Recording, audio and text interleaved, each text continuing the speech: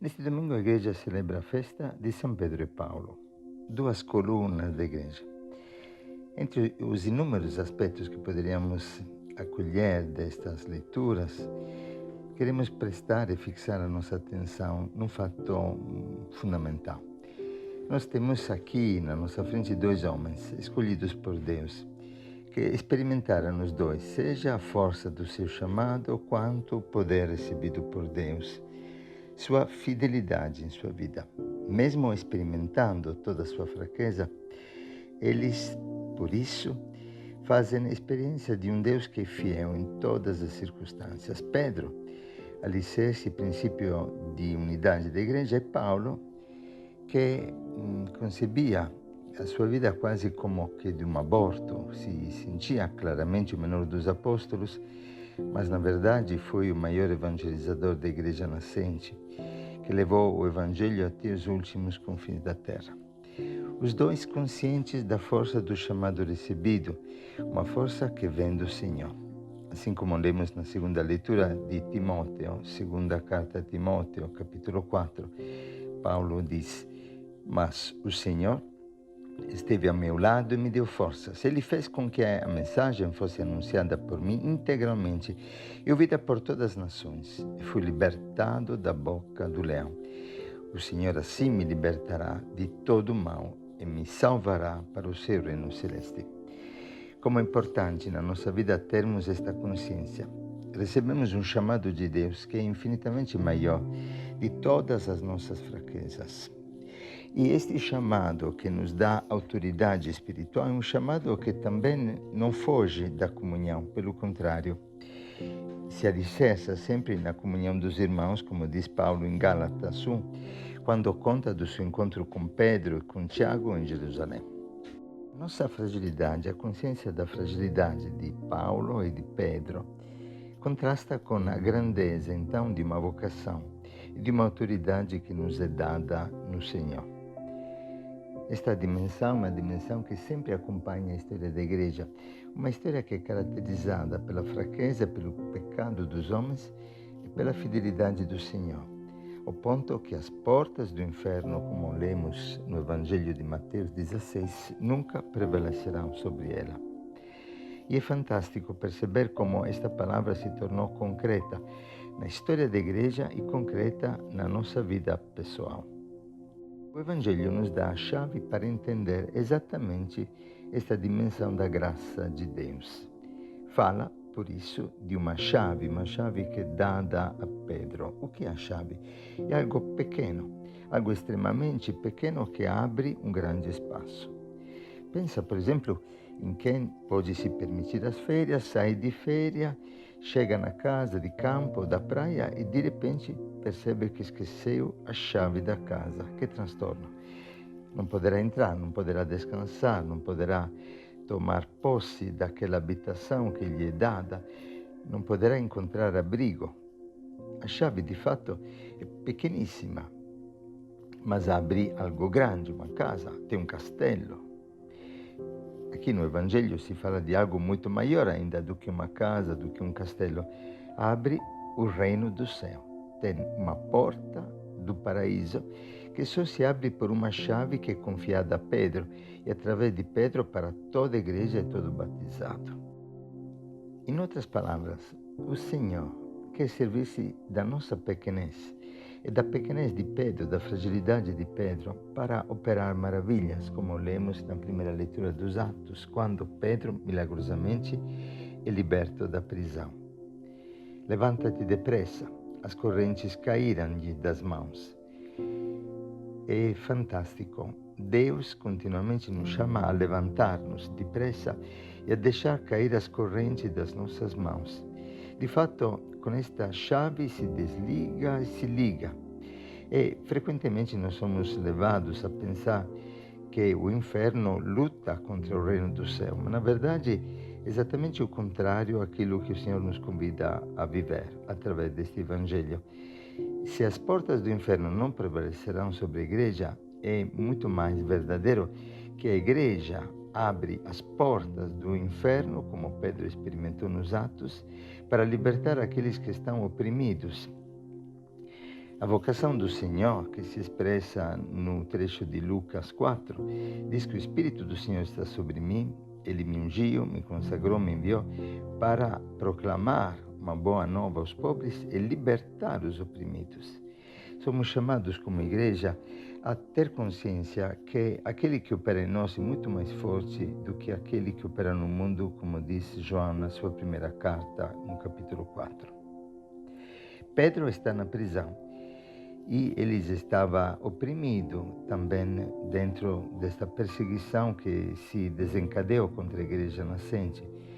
E Paulo também estava preso antes da conversão, preso na sua cegueira, preso na sua escravidão de uma religiosidade que o levava a perseguir a igreja que estava nascendo, o próprio Cristo. A igreja recebeu de Jesus uma chave. Pensa no poder dos sacramentos, no poder da confissão. Quantas vezes experimentamos nas pessoas que depois de anos e anos voltam para o Senhor uma alegria transbordante, aquele peso, aquele jugo de Satanás, aquele espírito de acusação, aquela condenação que pesava sobre nós, Cristo carregou sobre si, abre o cadeado que nos prendia na prisão da morte, pois o inferno e o paraíso já o experimentamos nesta terra. Há uma chave que abre continuamente as portas do reino do céu na vida dos homens. Esta chave é confiada a nós como cristãos. Imagina, por exemplo, a força da caridade, a força do amor, a força da evangelização. Somos enviados para levar uma boa nova aos pobres, para libertar aqueles que estão presos, oprimidos por Satanás. Quantas vezes, na nossa experiência de pequena comunidade, indo na Cracolândia, indo no meio do povo que mora na rua, ou até na pastoral carcerária, entrando, evangelizando nas prisões, quantas vezes nós vemos o paraíso entrar dentro do inferno, a vida sendo transformada, irmãos que estavam presos fisicamente, a que descobrem a liberdade de Filho de Deus, a alegria do Evangelho, a libertação de todo o mal, de todo o pecado. Há pouco tempo, num domingo que vivemos na Cracolândia, em que 18 pessoas pediram de sair da rua, vários deles diziam: quando você chega naqui, a luz de Cristo ilumina o nosso inferno. E não teríamos força para sair desta prisão senão através da sua presença. Pois quando vocês chegam, quando vocês nos olham, quando vocês nos anunciam o Evangelho, as correntes caem. E só pela graça da sua presença nós percebemos que as portas do inferno são abertas e nós podemos sair ao encontro de Cristo. Obrigado por virem aqui. Nós precisamos da sua palavra, nós precisamos do seu sim. Pedro, Paulo, eu, você, experimentamos continuamente a nossa fraqueza, mas em cada momento nós podemos descobrir que realmente a nossa verdade não é a soma dos nossos pecados, mas é toda a graça, toda a força do chamado de um Deus que é fiel, apesar da nossa infidelidade. Ele permanece fiel. Qual é a chave, então?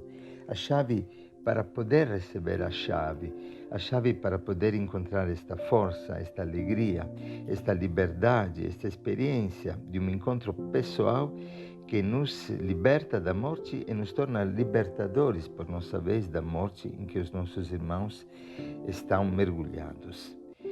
É exatamente conhecer a Cristo. Na medida que o Senhor nos convida e nos pergunta: quem sou eu para você? E nos convida a um encontro pessoal com Ele, a uma experiência íntima com o seu coração. Na medida em que nós conhecemos o Cristo, nós conhecemos a nós mesmos. Quando nós reconhecemos Jesus como nosso Senhor, é Ele que nos reconhece. Assim como Pedro experimenta: e vós, quem dizes que eu sou? Tu és o Messias. Respondendo, Jesus lhe disse: feliz és tu, Simão, filho de Jonas, e tu és Pedro, e sobre esta pedra construirei a minha igreja. Toda vez que eu reconheço Cristo como meu Senhor, Ele me reconhece, me revela a mim mesmo, como diz São João Paulo II. É Cristo que revela o homem ao homem, é Cristo que revela a mim a sua dignidade. É belíssimo quanto lemos em Efésios, no capítulo 1, Paulo pede a Deus que conceda a nós um espírito de sabedoria e revelação.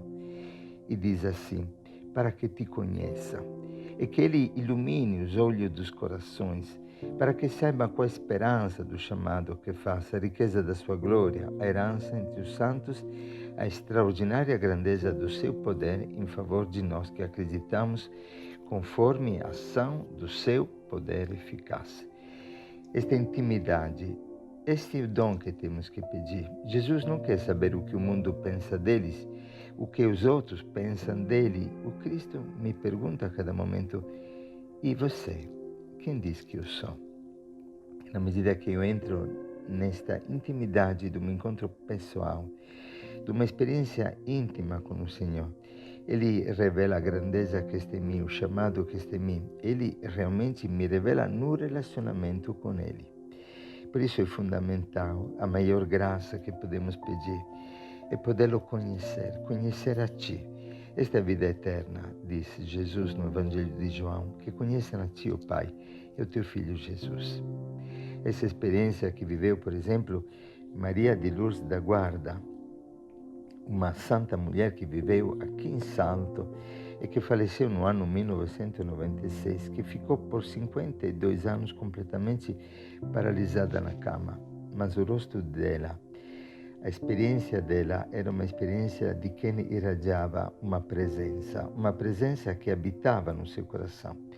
E mesmo nestas condições, sem poder se movimentar, ela gerou 250 grupos de enfermos que descobriram até na enfermidade a liberdade, a alegria que só Cristo pode dar. Não há prisão, não há enfermidade, não há pecado, não há nada que possa nos impedir de experimentar o poder eficaz da graça de Cristo, que deseja que o conheçamos pessoalmente e que possamos experimentar na nossa vida com a luz que ilumina os olhos do nosso coração, o poder que nos habita. Que Deus abençoe cada um de nós e que a experiência da igreja, tão fraca e tão poderosa, possa também fortalecer a nossa vida, os nossos passos em Cristo Jesus. Um bom domingo para todos.